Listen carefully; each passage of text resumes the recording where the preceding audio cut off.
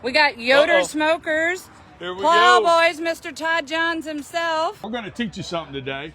We're going to get froggy with the chicken. That's what we're going to do. We're going to get froggy. Now, we got Todd here. He wants to show us how to frog a chicken, and then we're going to let him talk about some of the stuff we're going to do. This is a Thai curry chicken. So this is going to turn into a Thai yellow curry chicken. Fantastic. Yep. But we're going to cook it. All open fire. We're going to cook it on a beautiful Yoder Santa Maria. If you haven't seen this El Dorado, probably El Dorado, but it's El Dorado to me. If you haven't seen this, is live fire at its best, man. Real charcoal, real wood, and a big open flame, and we're gonna cook this bird. I tell you what, you come into American Fire and buy this, and you can call it whatever you want. You literally call it whatever you want. You can call it George for all we care.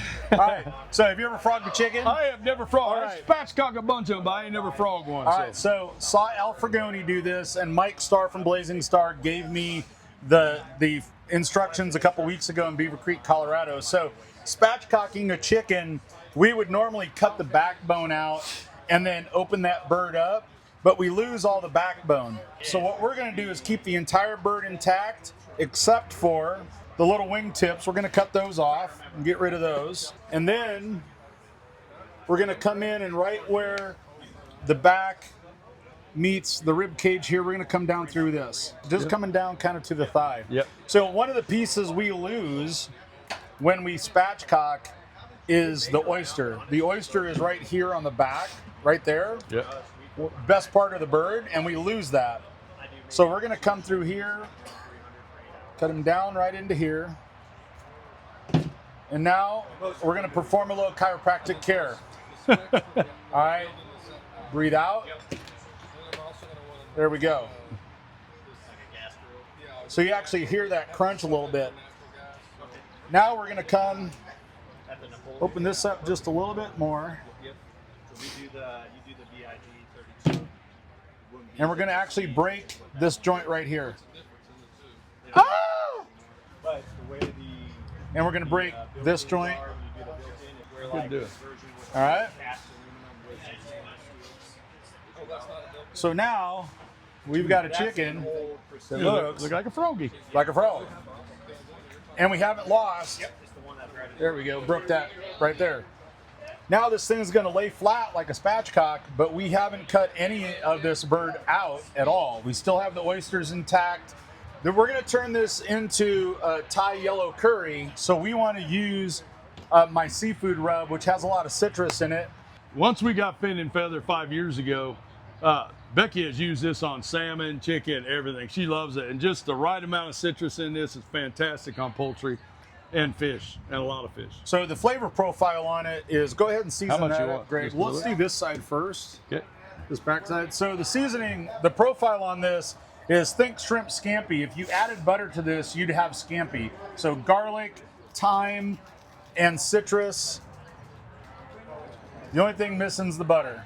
Is that heavy enough? Yep. Good enough? Get down right in here. Down in there? Oh, Yeah. there. Yep. Got it? So we're going to cook this over live fire. We're actually going to cook it bone side down, and the bone is going to help protect it.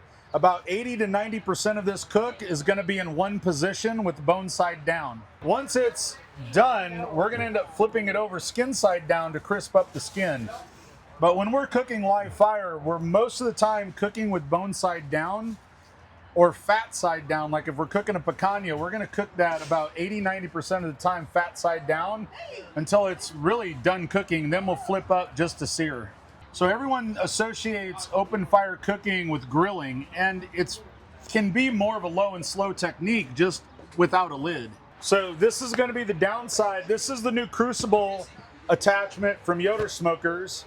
This is a very traditional Argentinian, South American style of cooking. We're actually cooking the whole animal and using the radiant heat. With the Yoder Smoker El Dorado, we've got fire brick and an insulated door, so your column of heat is really vertical. And once we put this up, we're not gonna have a lot of coals underneath it. We're gonna have coals kind of around it, and we're gonna kind of judge where the radiant heat column is coming up at. Everyone wants to call this grilling, but we're cooking more with radiant heat than we are direct heat.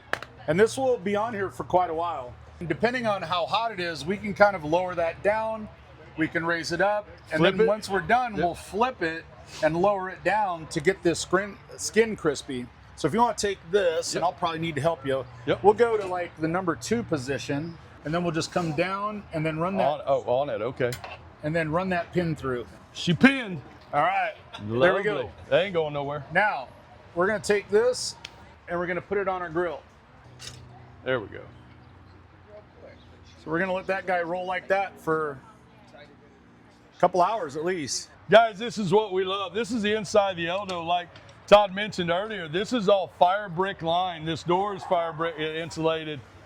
This entire box is insulated with fire brick, made on the heaviest, biggest steel, only that you would expect from Yoder Smokers. This is live fire at its best. This is what we love doing and having fun with fire. So you can throw wood in there, you can grill. We do, you know, Argentinian smoking. It's just so much fun. There's so much flavor in this. We've got some brie cheese going here. We've got peppers going in the fire. Brie cheese with some black grapes. We're going to put some hot honey over that. Oh, wow. Serve that out later. We've got some jerk pineapple and a tomahawk going. And these will just sit here and get some of the essence of that smoke, utilizing the vertical column of heat and just subtly bringing these up to temperature. And then we'll sear them off when we're ready to serve. So fantastic. Thanks. Thank you, sir. Appreciate you, man. All right. Thanks, Bob.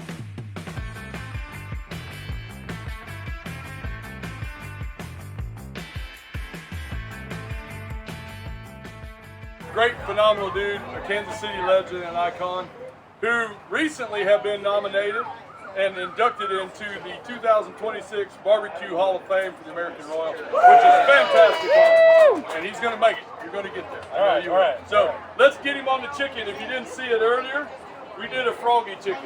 We frogged this thing out. I don't know what it's called, but we did something to it. So now he's got yellow curry. Thai curry. Thai yellow curry chicken. And that's what you're eating. He's going to talk about it, and then we're going to break this little froggy down. So let me tell you, so a lot of you have been here all day and you saw me with the wok doing all this stuff, and everything that you're having right now was made on site here on the Yoder. You also have some of that pineapple, hopefully. If not, we've got more. The pineapple, we seasoned it with jerk seasoning, and it just sits there and hangs out and takes on that smoke. The pineapple's great with the jerk. We use it for garnish, for drinks, for cocktails. We mix it with jerk chicken or jerk pork. So a great way to do pineapple is to jerk the pineapple, while you're jerking your chicken or jerking whatever you're jerking. All right, the Thai curry. All right, so here are the elements of a yellow Thai curry. Number one, it's the aromatics. So we sauteed onion and carrot and garlic. Once that all got nice and soft, then we added the potatoes and let the potatoes roast.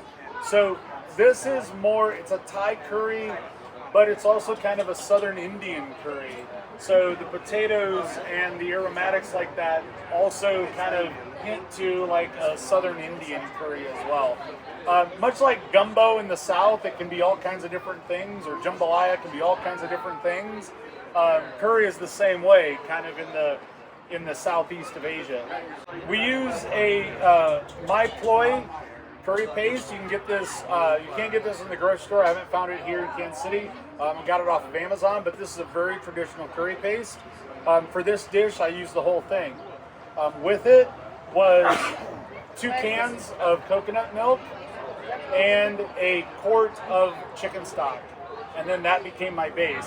Before I added the liquids, I added this, the curry paste, and then some turmeric. And the turmeric is what really adds to that yellow color. Great anti-inflammatory, but a pretty healthy dose of turmeric, and let that bloom. Let all of your spices bloom. Also a little white pepper went in there as well. In addition, I put in some of my fin and feather. This is my seafood and chicken rub. It's a citrus rub, garlic, thyme, and the citrus really goes well with the Thai curry. Once I got all of the aromatics bloomed and added the liquids, then I like to put in some Thai chilies. And this is where you measure where you want it to be. I put, for that whole batch, 6 of these. And whenever I add a chili, I open it up. So I just put a little slit in that chili. Whenever I do a beef soup or a beef stew, I put one habanero in there, and I slit it open, I put it in. When it's done, I take it out. The same with the Thai chilies. I take the chilies out.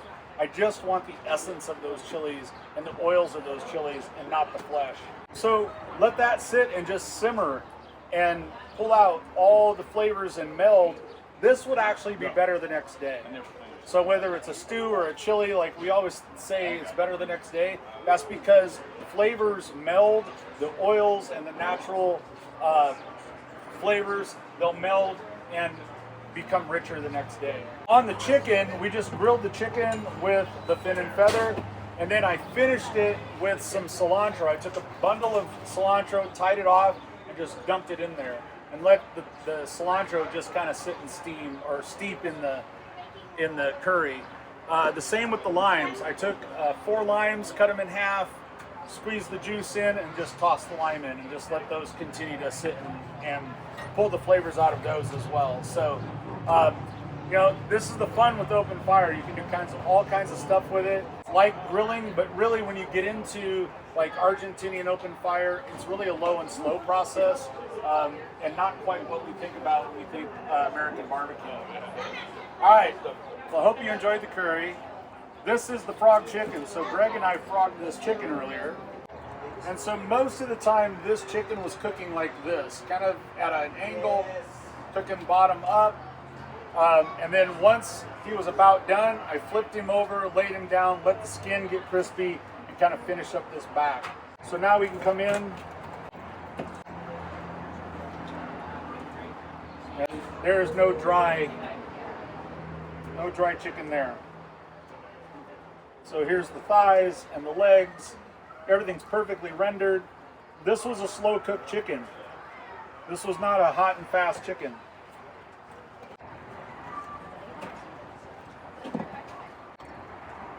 And there you've got your breast. Yeah, the juice running out of there. So nice juicy chicken. Somebody asked me earlier, why do we put it on this crucible and put it at an angle? Why not just lay it flat and adjust your fire below it and move it around? It's 2 ways of doing the same thing.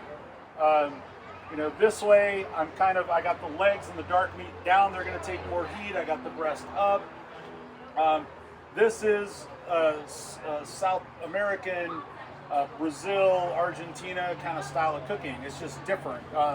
You could accomplish the same thing, flat rack, managing your fire differently. You could accomplish the same thing. This is just a different way to do it. So, and as Argentina is here in Kansas City right now for the World Cup, there you go. So there you go. This is how to frog a chicken, and I like this method better than a spatchcock because you do get to save more of the chicken this way.